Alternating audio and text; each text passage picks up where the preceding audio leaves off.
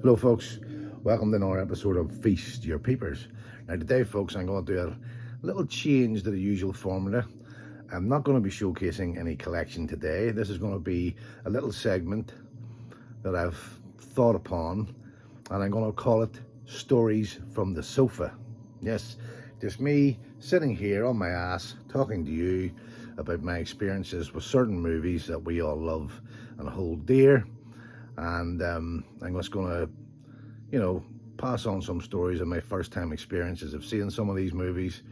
And I would love to hear your experiences down in the comments section below. And don't forget to hit the old like button and subscribe button if you haven't already. So today, folks, I'm going to kick off with Halloween 78 and Halloween 2, 1981. Now, these films, should I say, the first time I'd ever seen Halloween 78 and Halloween 2 was in the summer of 1982, and I was staying at my cousin's house during the summer break, and we went to a local video store, rental store, and hired out Halloween 1 and Halloween 2 and brought them back to her house. And I have to say, on that evening, that was the first time where I had really known the power of cinema and the use of camera work, score to create a foreboding atmosphere, and the general overall unease of both of those films. Now, prior to that, I was a huge fan of the Universal movies and the Hammer horror films, yeah, from watching them on late night double bills, double features when I was a kid growing up in the 70s. During the summertime, they were on every weekend, every Saturday night. I tuned in avidly. I couldn't wait for the weekend to come round again to see what double Hammer was going to be that week, or double Universal, whatever it was. I grew up loving those films, but the seed was planted for me properly for my love of horror with Halloween 1 and 2 back in the summer of 82. So I'm just going to show you, this is the original Halloween VHS cassette that I would have hired out back in that time. I've showed this before in my other Halloween episode. And the original Halloween 2 pre-cert on the Thorn EMI label. Yeah, these were the ones I would have hired out back in that time. I have to say, I've never been so captivated.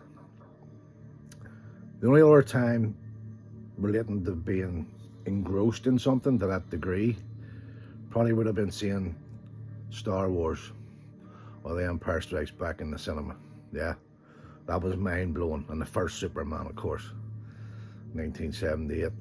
But in terms of horror, these two films cemented, that was the two films that kicked in the doors for me for this lifelong passion I've had ever since for horror movies. The atmosphere in both films is incredible. The score, the Dean Cundey camera work, it's just unbelievable. The tension is palpable in the first 78 movie and the 81 film. And I will have to say, I was absolutely petrified. Absolutely petrified. It was an experience that's never happened again since by watching horror films, yeah. The only other film that came close to having such a lasting impression on me would have been in the same summer, and again it was on VHS, and that was Amityville 2, The Possession, which was written by The screenplay was by Tommy Lee Wallace. That came close. That film still makes me feel uneasy, yeah. So with those three, say, films, especially the first two Halloween, that's where it all really began for me. And it was an unforgettable experience. It blew my little 8-year-old mind back then.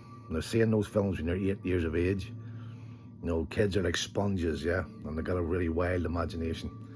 So, I mean, for years after that, I would say probably up until about maybe 88, 89, 90, I would have a dream at least once a week that contained Michael Myers in one of the dreams, yeah.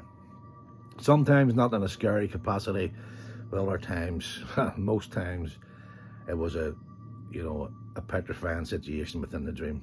He was just there lurking, and that was enough. That was enough. You know, I would see him in the streets of where I lived in my dreams, yeah. In the back garden and in the alleyways and stuff like that. So I can't express enough, you know, the impact of those two films, seeing them back to back, and you know, where that's led to this very day. Talking to you out there, you know, it's 40 odd years. It's incredible, and the legacy that's been left behind with these films. Now we know the sequels, some of them aren't so great, some of them are okay, but you mean there's no denying the durability of what John Carpenter and Deborah Hill and Tommy Lee Wallace, you know, all those guys produced back then. You know, it was unbelievable. You know, Malek Akkad, you know, all of them. It's unbelievable. You know, the legacy that's been left behind. I can't say enough good things about it.